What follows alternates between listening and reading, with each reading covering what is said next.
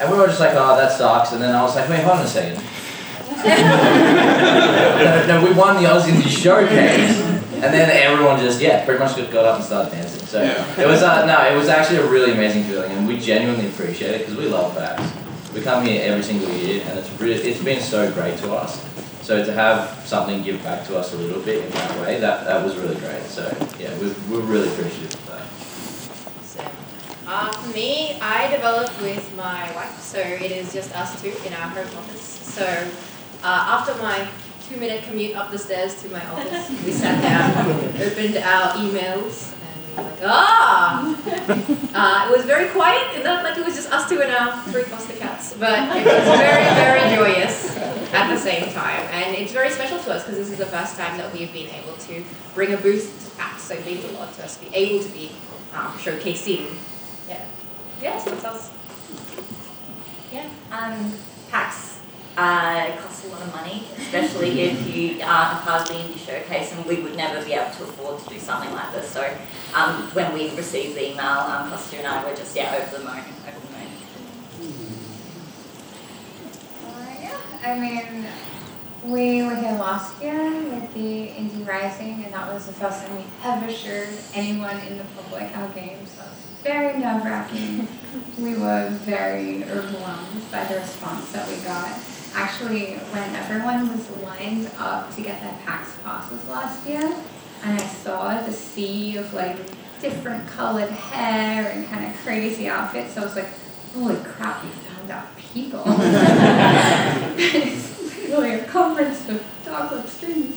But yeah, so we were really blown away by the response last year. So this year, as we were kind of conferenced out, and PAX is expensive, and I was like, I don't know if we can do it this year. I think we're going to skip it, but we'll apply for the showcase, and we might, get in for free, but otherwise we weren't to PAX. So I opened the email, and it was kind of a mix of, oh fuck, we got the Indie Showcase. And then it was like, oh crap, we got the Indie Showcase, one more conference there. It was great there. It was very, yes, PAX is our place. This was proof. No, we're definitely all your people, without a doubt. Thank you for making the effort to come to PAX. All of you as well. Absolutely incredible stuff. And I know it's probably quite difficult, but if you could you please tell us a bit about your games in 3 to 5 words?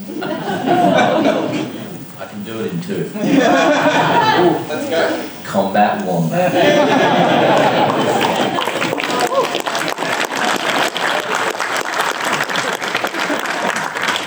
That's all you need to know about the game. Our games is Traveling Merchants, Cozy Vibes. Ooh, I like that. Our game's called Copycat, and we would probably say wholesome, narrative-driven adventure game.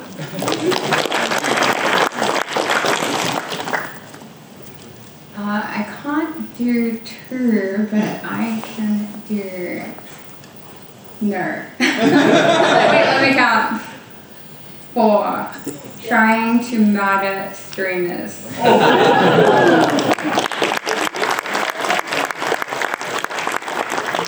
Don't do that in real life.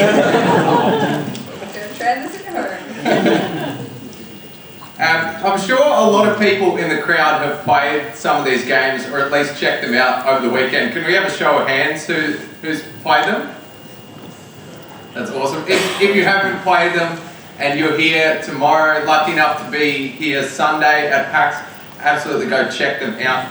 They're all in the Indie Showcase area, and we've also got the tabletop showcase in the tabletop area. So having played some of these games, personally I've really been able to feel that there's a sense of narrative and story as a key component to all of them. Compelling characters, fleshed out worlds, even stories that you sort of create yourself with a couple of these games. What was the initial spark or inspiration for the stories behind your games? Yeah, well, honestly, the stories are pretty classic hero's journey for our one. But it actually stemmed off of a previous title that we decided to put on hiatus for a bit. The character was the trainer of our protagonist in the previous one. So we had this really cool idea that if we showed off who this character was and everyone got to know her as a cool character, that you'd see her in the next game, which was this one where she's your trainer, and we would be like, hey, it's her, I play her, right? So it stemmed off of that, but also the actual story itself, again, being a classic hero's journey. It's just we've played a lot of games that are very similar to that. We found that nowadays a lot of people try to subvert that, so it almost feels like that's become washed and the hero's journey is lost again. So we just wanted to bring back that feeling, that I'm the hero, I'm going to save the day. That's pretty much it. It's classic, it's kind of exactly, yeah. In our game, Saltfish and Almanacs, you are traveling merchants. So you are on a wagon, you've got a little wagon meeple, and you've also got a wagon base that you're going to be putting goods into. And you're just traveling the world, so there's different towns that you see by the coast, some of them are in the mountains. But really the story is going to come from the players playing and what their characters want to see and feel in the world and what they think they want to sell and buy. And it is not an economic game, you do not count your money, but as you sell your goods or pick up new ones, you're meeting new people and having these little interactions with, maybe you're selling your saltfishes to this buyer who you've seen 2 years prior, and the stories kind of build up on each other as you continue through your journey. So it kind of just leaves the space for players to bring in their own character and story into the game, but gives enough scaffolding that you are traveling through a magical, interesting world that hopefully will spark more ideas. Copycat follows the story of a skeptical shelter cat who gets caught up into an elaborate plan when a jealous stray cat steals her place in the home. And that cat looks just like you, so she is the copycat, and you're left out on the street. So this actually happened to me as a kid. We had our cat and it went for a wander, and then a different cat returned back, and as desperate kids, you try so hard and wish that animal's yours. And so that's always been at the back of my mind, although our cat did come home and we said goodbye to this other living it's always, stayed, and so we want to tell a story about that comedic's heart and about how pets play a really special role in our lives. Mine's not as good. I've always been really interested in these stories that people tell each other about the experiences that they had in video games and also in tabletop role-playing games. I love playing tabletop games. I'm a writer myself, so the idea of this collaborative storytelling and story building has always really fascinated me. So for Dark Web Streamer, the game actually is completely procedurally generated. So every single time you play, you'll get new stories, new experiences. And so what I wanted to do with this game was kind of a creative writing project. I wanted to know if I could tell a story so well that I could actually write a story that writes itself. And I was really driven by this idea of, I want people to have enough kind of like dollhouse components that we're populating really interesting subject and experiential potentials into these stories that people are experiencing, but they're randomly inserted. So everyone's having a unique experience, a crazy experience, and then they're kind of building a narrative arc and a kind of narrative glue themselves between each component. And then they're going to go and tell their friends about the story. And it's actually, I've noticed in the moment that we tell somebody else about, we actually do create the story. Often the story isn't created in the moment, it's created in the telling of the tale to someone else when we have to kind of concrete it all together. So yeah, I'm just kind of trying to make that experience really reified for people. All of your games are just so thematically different. I don't think they could be more different. A chaotic, terrifying, streaming, murdering game versus just cozy, just chilling, traveling the world, having a good time. And like beyond story, there's just so much thought that you've put into these games. It's really incredible to see the passion and dedication, particularly that you've managed to do as small teams. And beyond narrative, each of your games stand out aesthetically from each other as well. Not just in terms of the visuals, but also the art and the style that's gone into the game. Why did you choose that particular style or aesthetic for your games? Yeah, okay. So, look, we had this idea that we wanted to rival AAA, right? Dumb idea, but you know, go for a bit more of a AAA spin. So that was the sort of reason that we leaned into more of a realistic style of game, I guess. However, being anthropomorphic animals, we decided maybe we shouldn't go down the complete realism. So while we have very, very high resolution textures and high resolution models, thank you Nana, we also decided to go more fantasy style because we wanted it to be an After Earth, but not post-apocalyptic, right? So more fantasy, crystals and magic. It's science magic, but you know, magic. And with that, in general, comes color. Right? So we felt that was really, really important to us, was to have color. And I heard someone say, you have a very color-pumpy game. I was like, oh, that's a cool way to describe it. But there's pinks and blues and all those really neon colors, and they're the colors that we really, really wanted to go for. And that's sort of why our art style, I guess, flows towards that, because it's a mixture of the fantasy and realistic style game. While also, you know, trying to not be as big as those AAA titles that we started, you know, reaching for. Yeah, you don't have like 500 to 1,000 people in your art department. We have 4. We have one. Well, technically 2. We have one artist, and then I do the graphic design. It's funny because we have also a sort of like a fantasy, and then we want it to feel grounded, but not color pumpy. It's all warm earth tones and kind of warm reds, and there are some like more cozy winter towns that are maybe a bit blue, but generally the feel of the game is very like, you're in a wooden cabin, and maybe we're going to go see that cottage over there. So it's a similar but different vibe. In our art style, I think the thing that we wanted to make sure was that it felt very like handcrafty, that it felt tactile in some way, and I think that's one of the nice things about making a physical game on cards with tokens and things like that, is that you can maneuver them around and you can actually feel them, and having the cards also have that kind of handcrafted feel in the art, ties it all kind of together. Yeah, we're a 2-person team based in Sydney, and so the other half of this team is Kostya. He did all the art. He's sitting right there. Yay, Kostya.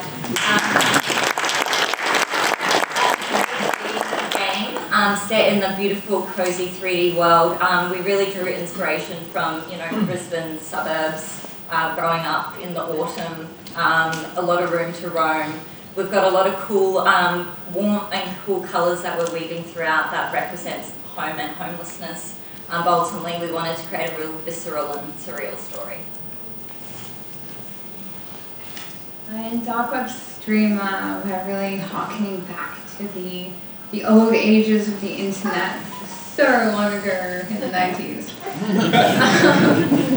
I grew up with DOS, like the DOS OS. In order to play games, I had to literally like go into the terminal, like type like CD space, like blah blah blah, everyone.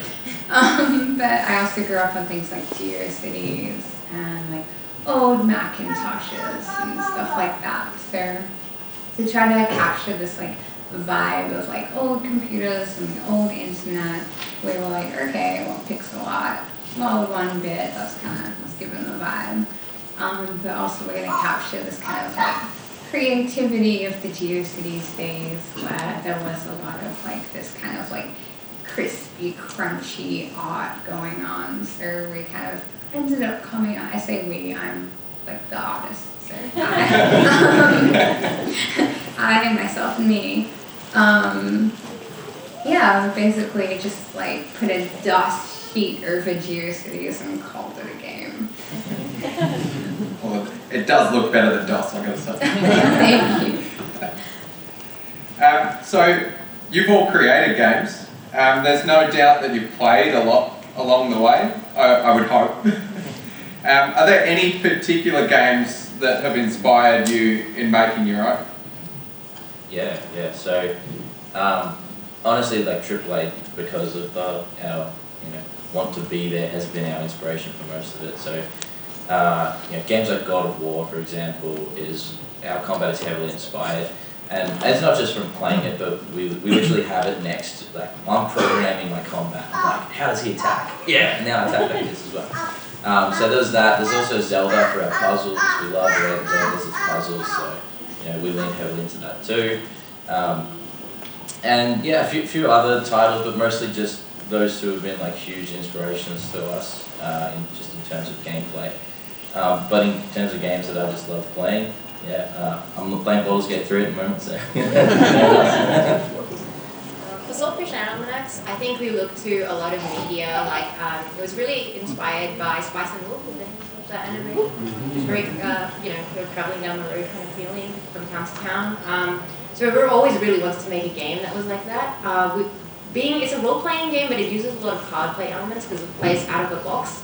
We wanted to make a really approachable role-playing game that was, you can just pull everything out of the box and get playing right then and there, which was the inspiration for pushing that kind of format.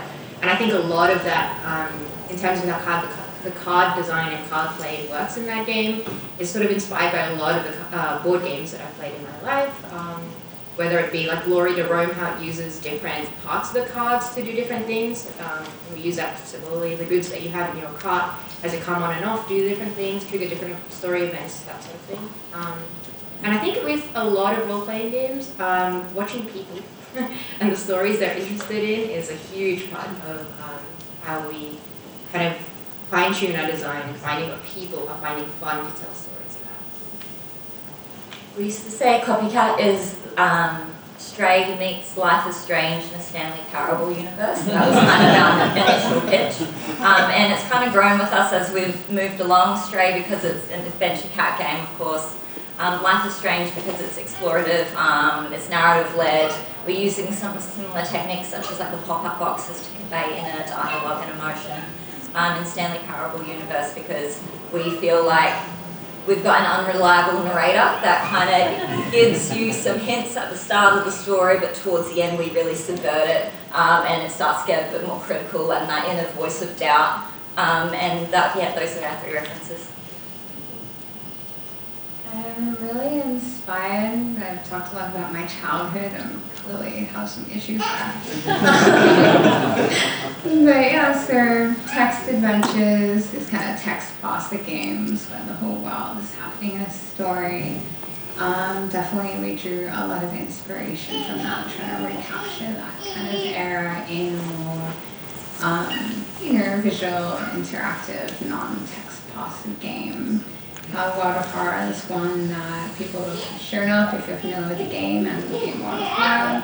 That's been a really big inspiration for us as well. A lot of my design is actually inspired by what I didn't like about that game. I'm a very contrarian person, so I'm just like, I'm gonna do what you didn't. So a lot of the design was inspired by what I didn't like and what I want to do better. And also, like tabletop role-playing games is, I think people would be really surprised by how much these experiences have influenced the design of a game like ours, but I'm really into collaborative storytelling experiences, and so any moments, like I guess collaborating on a story with our player.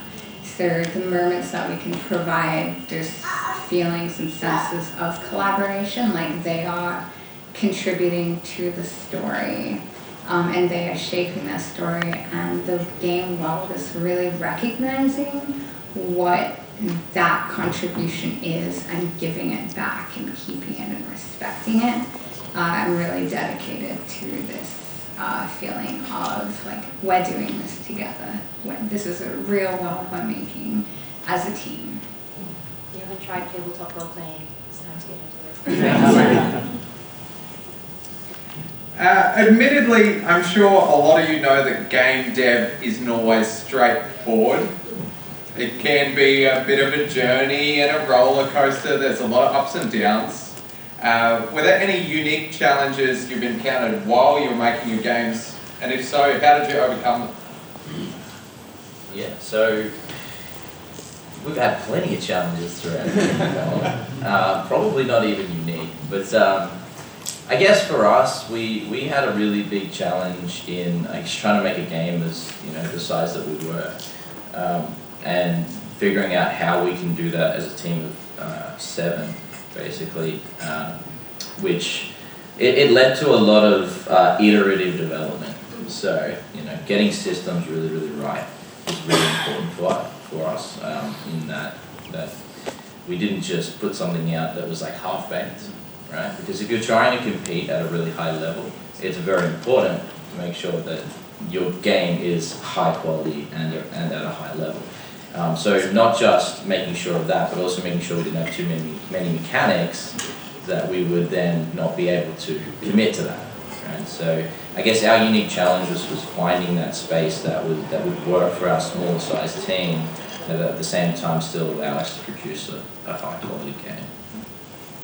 I have to preface my story with being like, I've had many games we've made where it was really hard, we threw it out, we have to do it again. But for Saltfish and Almanacs, funnily enough, it was a game that was built on a lot of the learnings from our previous games. And it actually came together extremely quickly and extremely nice. And I still remember it was like a couple of Christmases ago, and I was staying in my in-laws for a week.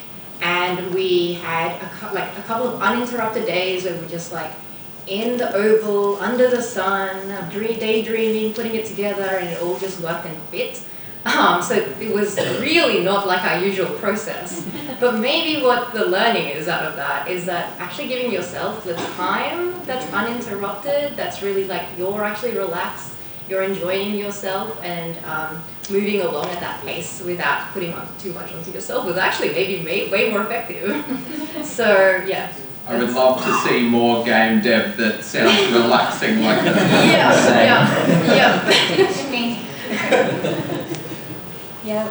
Like we're also in a relationship, so I work with my partner, that's 24/7, and I think one of the biggest things we've learned is to just say 70% is fine. It's okay to just be 7 out of 10, because if you're constantly pushing for 100%, it drives you into the ground, and it's a bit of pressure on the relationship too.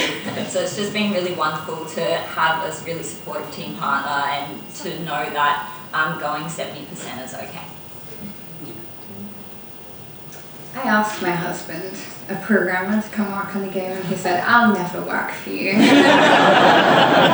it was wise, I must say. He really respected our marriage that day. But yeah, we've definitely had a lot of ups and downs, some skin of our teeth moments, some moments where the whole project looked like it was in peril, so I'm not going to go into all the stories, but definitely a unique one for us is actually, we used to bill ourselves as kind of this horror AI game. And you can't use the words AI anymore because it's a bit of a dirty word. And I was really proud, and I remain really proud of, what is formerly known as AI. I built with my co-founder some really cool technology where the game, all the kind of NPCs in the game actually kind of have their own generated speech and vocabularies and personalities and kind of recognize what you're talking about and talk back, is this sounding familiar? And yeah, it worked really well, and we kind of funneled that system into the rest of the game, so we had this really cool self-aware system, and it was kind of pushing video games forward in a way that we just hadn't seen any other games working. So we were really proud of our like next level AI game. And then ChatGPT came out. And we actually have way more stories around this that I won't tell right now, but all of a sudden we went from everyone being really hyped about this like crazy AI game to being like, yeah, we're worried that like dark web streamer is gonna kind of contribute to the downfall of humanity. And I'm like, what are you guys doing about that? Should you be training AI on like Meta? I don't know. But yeah, so like even we was funded by Screen Australia recently, which was really amazing. But even now, we had to kind of go through processes that no one else had to go through. We had to submit like additional disclaimers, and this involves actually educating people on the fundamentals of AI and the fact that there are many different kinds. And so one of our challenges has actually had to be rethinking how we talk about the game, because we just don't have time to like give an AI crash course to like every single person who hears about the game and explain what the difference between kind of like ethical handmade AI is and data scraping.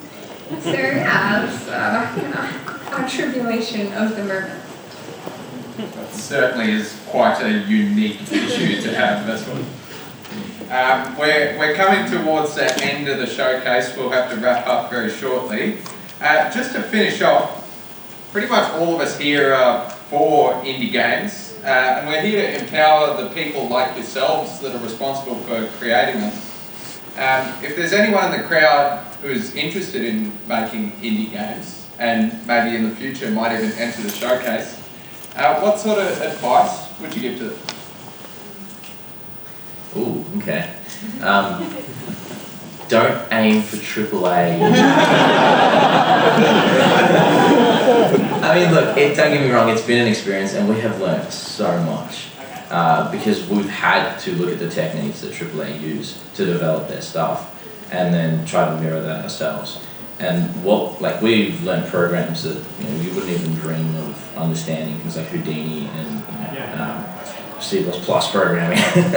But I would say aim as high as you feel like you need to, but try not to aim for the stars straight away.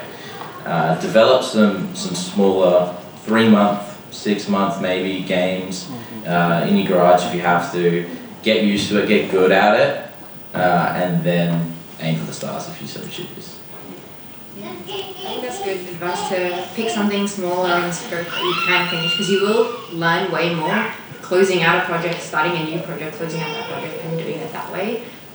Because then you learn the whole cycle, and I think that's very important because you're doing a lot of things as an indie developer yourself.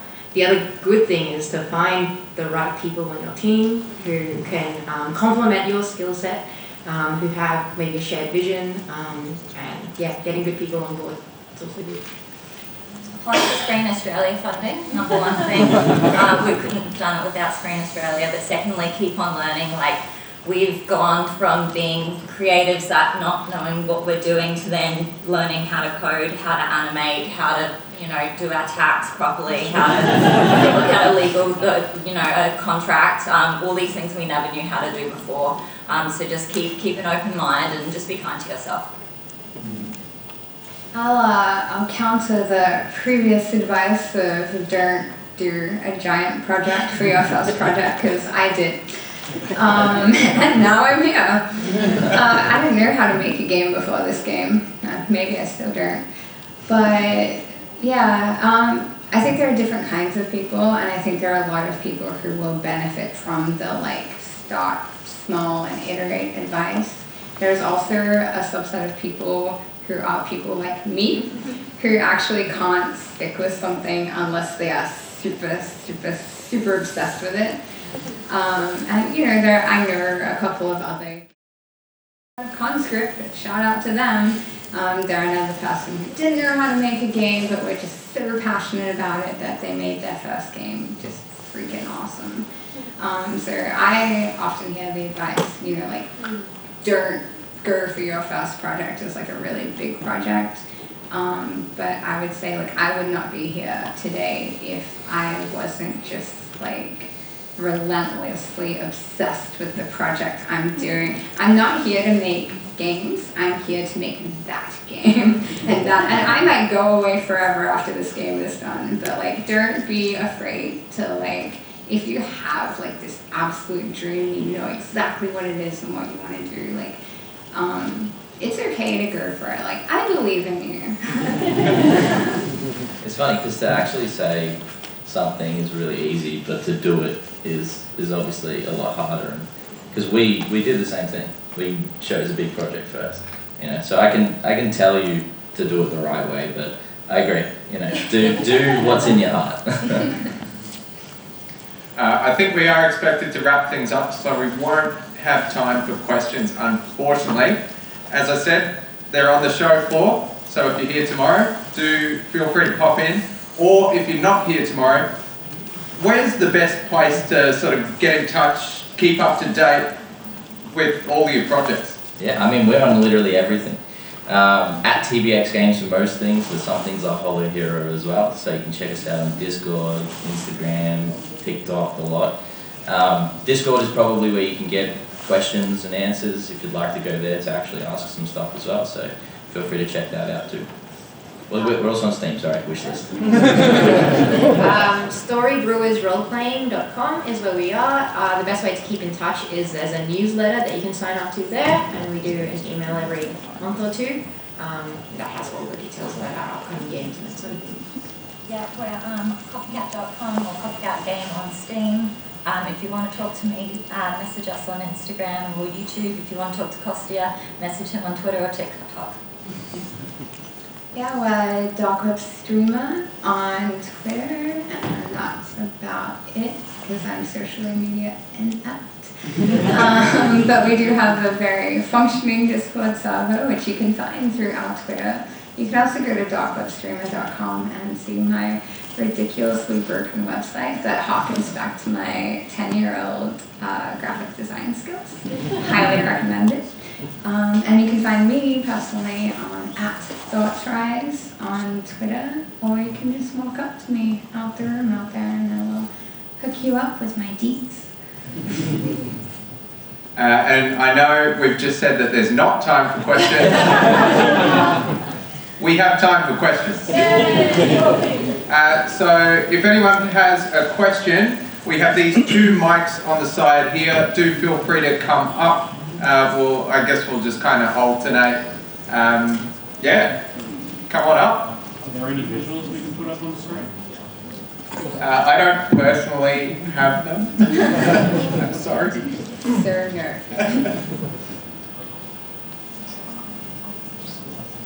Anyone? Any questions? I just want to know, can you push X to perp? Yes. The best button. X to meow. We've chased the cat around the house with the microphone. So get a variety of different meows. And we've compiled that into the game. And then we've had some people, really passionate strangers, that just messaged us with like their cat's meow. And they just wanted their cats to voice to be in the game. We said, yeah. We got them to sign a little release form just in case. Yeah. We've got other cats. Like for example, our composer's cat was really passionate in the process. So yeah, she definitely gets a lot of shouts, and the music wouldn't have been done without her. Can you customise the appearance of the cat? Yeah, in the start of the game you go to the shelter and there's 6 different types of cats. And depending on localization, what area we're launching in, we'll have slightly different cats popular to that region. Can the cat be passive throughout the game? You play as the cat, so it's whether Yeah. you want to go to the owner or not. You get to choose. I was going to ask, these games are obviously very different tonally, so what emotion do you want to leave the audience feeling from each game? Yeah, okay. I can start. Like a hero. Yeah, very much just real powerful. In fact, it's actually led into a lot of our design choices in the combat and whatnot as well. So, for example, I mean, an egregious example is Batman, where in the Arkham series, where you snap or magnet to targets. Adding that to our melee attacks, for example, to make sure that the player didn't miss a hit when they did it, We have a really, really strong aim assist on any of the projectiles that the player throws as well. But the idea is to just make them feel as powerful as possible. So yeah, powered up heroes, definitely. Full of wonder and falling in love with the act of storytelling. It's beautiful. Probably love and the idea of just giving your pet a really big cuddle at the end, and then giving your partner a big cuddle too. I'm like unsettled. Suffering.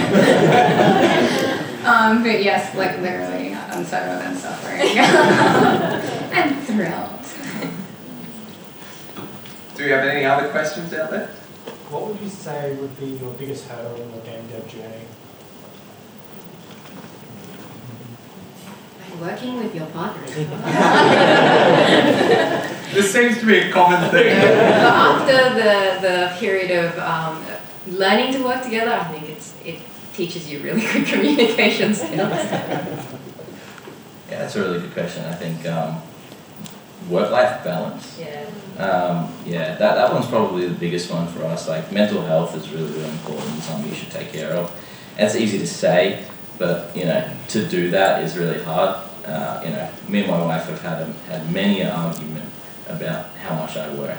And so as much as like I'll preach, try to not do that. I don't really do it myself, and that's something that you should really self-identify at least to try and get out of that space as soon as you can. It's really common to burn out right as a game dev, and it's important to know when to take breaks. We work remotely, and so we've spent the last couple of years travelling while making the video game, and the hardest challenge for us is managing our calendars. So for example, we base everything in Sydney time, but then we're in Osaka, but yeah, we're talking to someone in Sao Paulo, so it's all over the place. So just like keeping organised, staying on top of emails, and really, making an effort to reply to your socials, be really engaged in that world. I'd say navigating being a creative versus being a business person. There's this weird space you get to between like being a nice person and being a person who makes like business decisions, and like it gets really weird sometimes where like I as a person on my own would like make this decision, but I as a business person might feel compelled to make another decision. And sometimes, it sounds like it would be clear cut, or like kind of you assume it would be clear cut, but sometimes it's like, oh, if you have a teammate who's like going through a hard time and you want to like give them grace as like a decent human being, but also the project like needs to move forward or like in a certain time frame, then it's like, well, do I like be a boss and like do I go hard on them? Not, I would never like go hard on people, but do I pretend I might go hard on them? But, like having to make these weird decisions of like, is what is good for like the person, good for the team, and navigating that and navigating your own identity in that as someone who is more creative versus corporate has been like definitely a learning experience, and one I still have no soul for. Any other questions out there? We go on. What kind of work did you do before getting into the game dev? And then how did you transition into being independent creators? EB Games.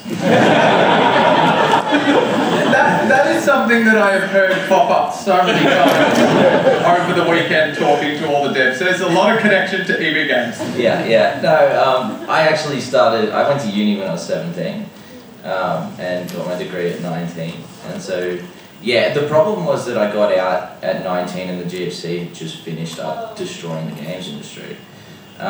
So we didn't really have many job aspects back then. To be fair, it did that whole burn to earth, and then growth was really good. But at that time it was a bit hard. So yeah, I did a bit of web development as well from that, because you get programming skills and all of a sudden you can't use them. So where do? You go to web. pretty sure everybody has experience as a programmer. A bit of design stuff as well. Started a small business with Tyson down there as well, and then moved into teaching. So I started teaching my programming skills that I had, low level at first until I started learning a lot more, and then game dev as hard as I could.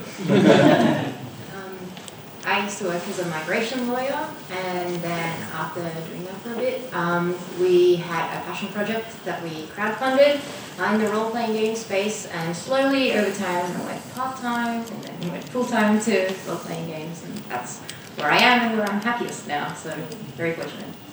Excellent. Costi and I worked in advertising as a creative team, so I was responsible for all the words and he was responsible for all the visuals, and then we just thought, 30-second ad, 3-hour game, how hard is that job? There's so many similarities, clearly. We kind of learnt a lot on YouTube as we went, but we started full-time on this game in January after doing it on evenings and in weekends, and then with Screen Australia funding, we were really lucky to work full-time on it for the next little while and hopefully release soon. I've bounced around a lot. When I was 10, I had my first job as a web developer and web designer, because in the 90s you couldn't really find anyone but a 10-year-old to design your company website.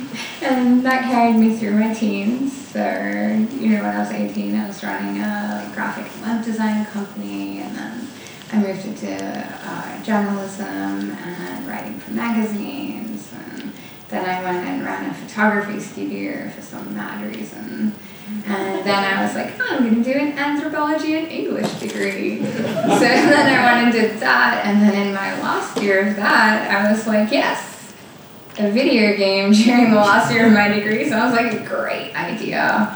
So now I'm here, but we'll see where I am in like 2 years. I think that just goes to show that there are so many avenues into video games. Like, all of us here are passionate about games, and I'm sure many of us want to work in games as well, and it's not linear. You don't necessarily end up there because it's what you want to do as a career, it's what you want to do for your passion, and you're just motivated intrinsically by it. Do we have any other questions in the crowd? We've got a couple of hands. In the game, it's a pretty crowded space. How do you think you stand out as winners of the indie showcase? Yeah, good question actually. Just do your thing. I think it's passion. Not saying that other indie developers aren't passionate at all, but just putting in as much passion as you can possibly cram into your game, I think helps drive it up to the top of the list. Every single one of us on our team pushes harder than we should. Not saying that it's necessarily a good thing, but it's definitely what's risen us to at least the point that we're at now, and hopefully much further in the future. I think our games, we try to make games that are heartfelt, that are collaborative, that are somewhat emotional and evocative. So I think we give a lot of the players a lot of narrative authority to tell the stories they want to tell, and I think that's probably what we try to do. I hope it makes us stand out. We started a couple of years ago, we wrote a synopsis, we're like, okay, we're going to tell this game about a cat, and then Stray came out. I feel like they're on to us, but they're a 60-person team, we're a 2-person team, of course it takes a long time, so we just had to embrace the cat renaissance and just kind of trust that although people will always compare our game to them, that's okay. I don't know, I think people just really like murdering streamers. I don't know what else to give you that. All weekends, and something we hear all the time is just where we look incredibly different to everybody else. So being aesthetically striking, just being able to capture someone's eye to the point where like they're kind of walking past and like, wait, what the hell is that? I've never seen something like that before. So yeah, definitely has been a huge leg up. When we first revealed ourselves to the world 3 whole weeks into development, it was basically concept art alone that went viral on Twitter and had publishers coming after us. So like, never underestimate the importance of good art. You can have as good a game in the world as you can possibly make, but unless you're incredibly lucky, good art will always push you further. I don't mean that to be very depressing. I'm sorry if it is.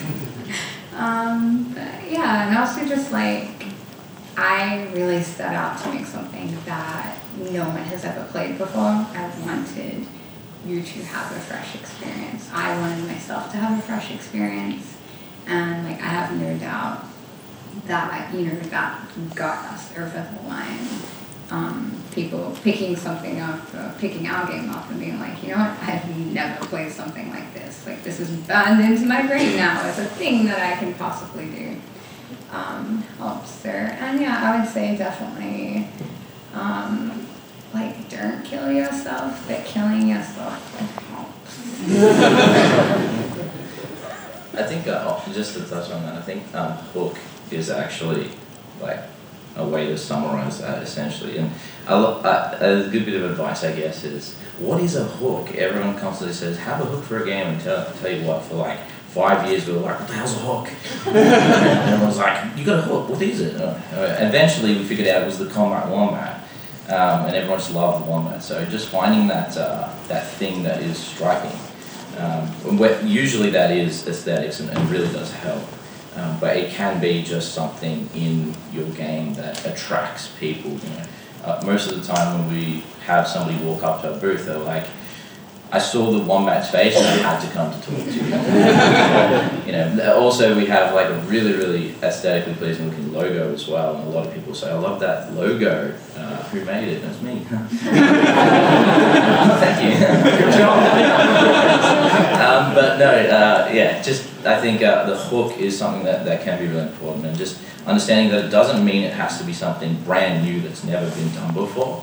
That's really important, is just stand on the shoulders of giants, right? Take what they've done and make something different. That's the most important. We've probably got time for 1 or 2 more questions. We'll go these 2. So you can start. What are some of the panel's favourite Australian-made games? Good question. If any.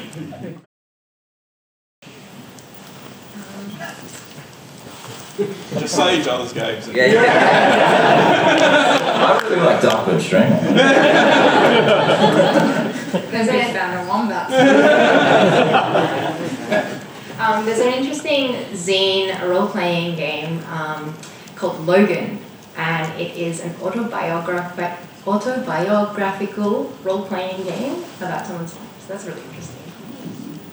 Stray Gods at the moment. Anyone who's into narrative definitely need to pick that. It's really story-led. And then Florence, that was a big inspiration for me. Like, seeing how love can be put on such a small device in 40 minutes was just a really wonderful experience, and so I wanted to try to do that into our project as well. No one's going to be surprised when I say Cult of the Lamb. Cult of the Lamb. Yeah, I'm going to go Crossy Road. Anyone else like Crossy Road? I actually got really addicted to the game. Wait, are you saying it isn't actually Dark Webster? Absolutely not. That's like the second. Embarrassed on a public stage. It won't be the first time. Or the last time, so.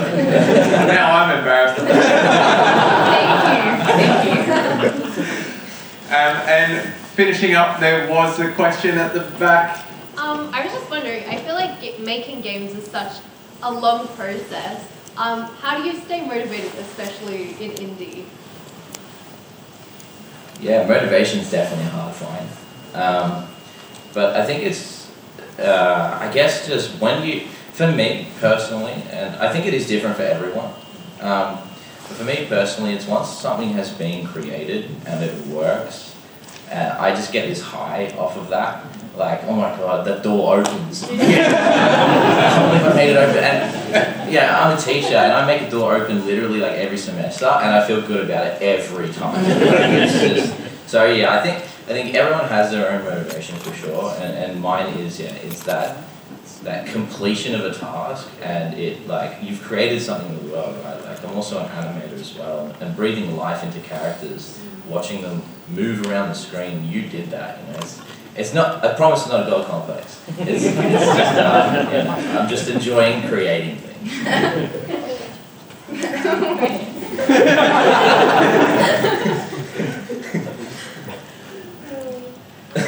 Well, I think like as indie creators, I think we've touched on this a lot, that there's a lot of passion and a lot of love for what you do. So I feel like we're all somewhat intrinsically motivated anyway. And so for me, if I'm like not feeling that motivation, it's got much more to do with if I'm taking care of myself, how's my mental health, have I taken a break?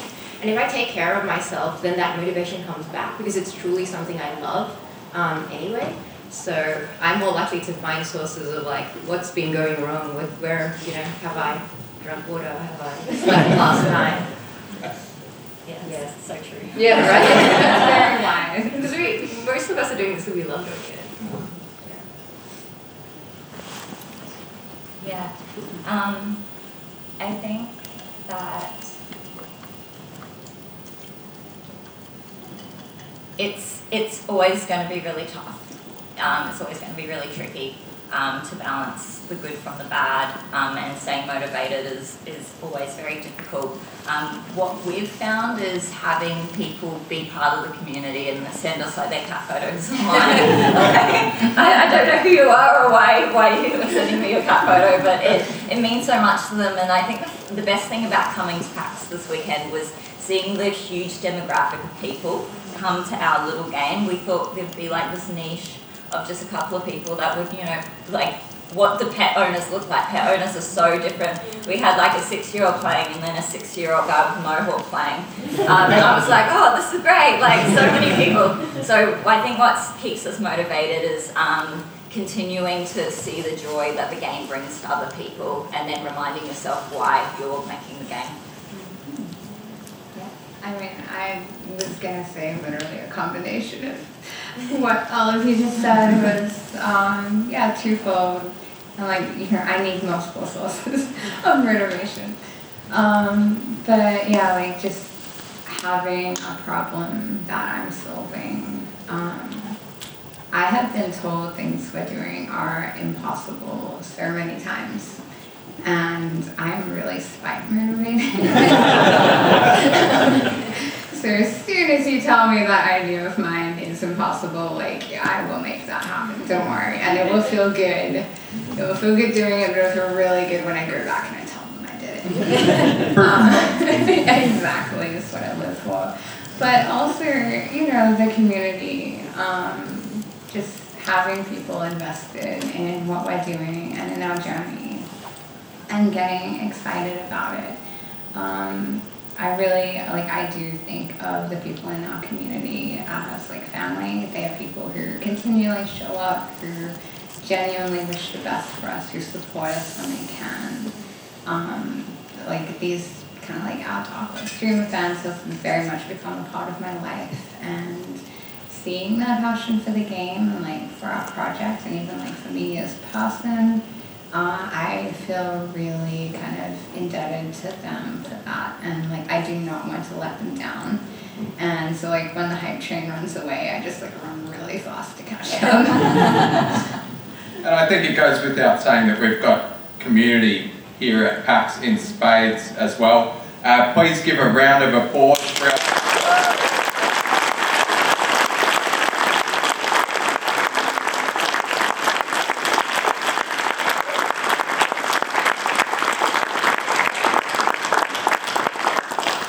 And if you love indie games, here's a shameless plug.